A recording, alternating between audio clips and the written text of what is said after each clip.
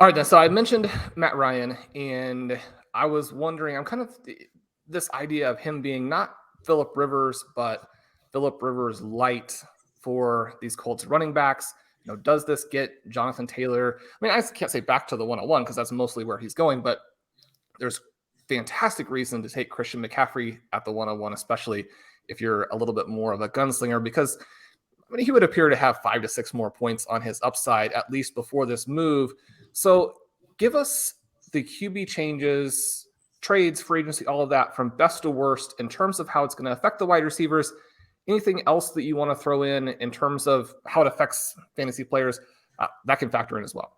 And I'm just going to jump in here. Shawn mentioned Phillip Rivers, and then he mentioned Matt Ryan. And I know on the show it's a bit of a running joke that I'm a bigger Matt Ryan fan than Shawn, but I think the year that Phillip Rivers played with the Colts, I still think Matt Ryan's a better quarterback than that. But will he throw it to Jonathan Taylor or to the backs as many times? I mean, Jonathan Taylor wasn't Jonathan Taylor when Phillip Rivers was there.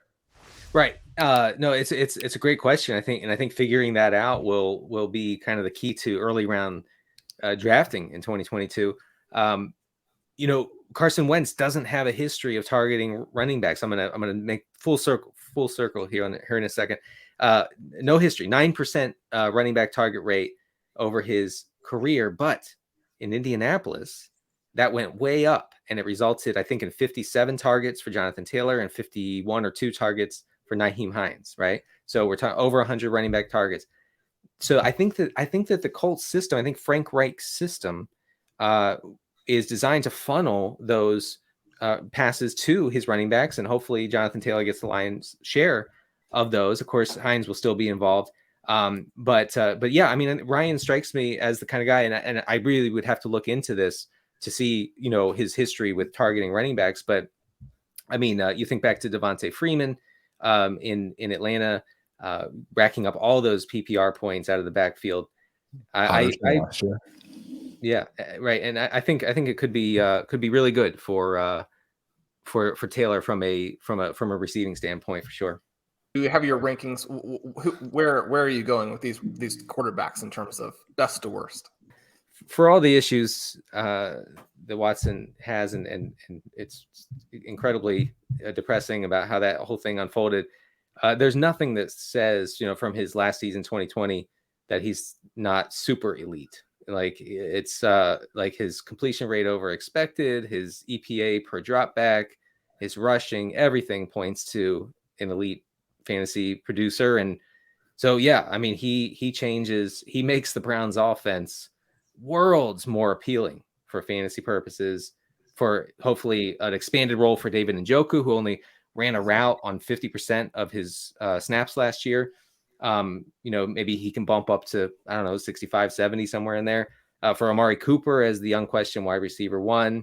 For the running backs, the Cleveland running backs, who for a long time now have been the focal point of opposing defenses. And that can't be anymore. They defenses can't approach the Browns like that anymore. And that's great for them. That's great for both of those guys, especially if one of them, gets dinged up and the other gets a full workload. So that's unbelievably good for everybody there. I think Matt Ryan is a pretty big upgrade probably from over Wentz in Indianapolis. I was looking at some of his stats. Ryan's completion rate over expected last year was right around Josh Allen, Dak Prescott, Tom Brady.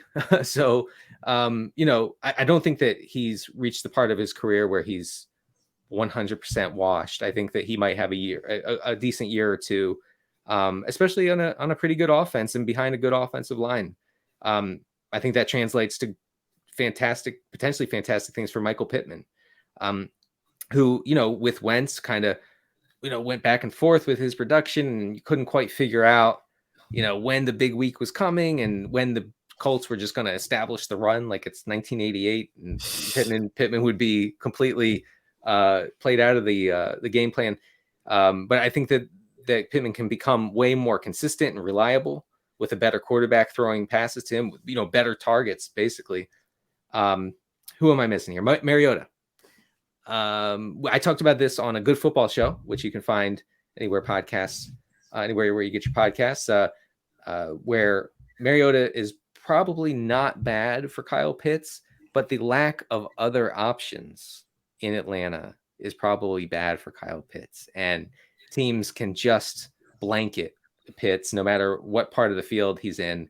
And there's not much you can do about it if you don't have other viable receiving options. Now, maybe Atlanta goes out and gets a Will Fuller or gets somebody that can take the top off of defense and open up things for Pitts underneath. But man, that could be a very tough situation for Pitts. I will say that if I were the Falcons, I would consider getting Kyle Pitts more than 4 red zone receptions this year, which that's how many he had as a rookie. 4, guys, unbelievably low. Did you enjoy that clip? Make sure you hit that subscribe button to get more content from RotoViz. And of course, you can check out full-length podcasts at rotoviz.com/podcast. Available on all podcast platforms. Check out our wide range of content. Once again, rotoviz.com/podcast.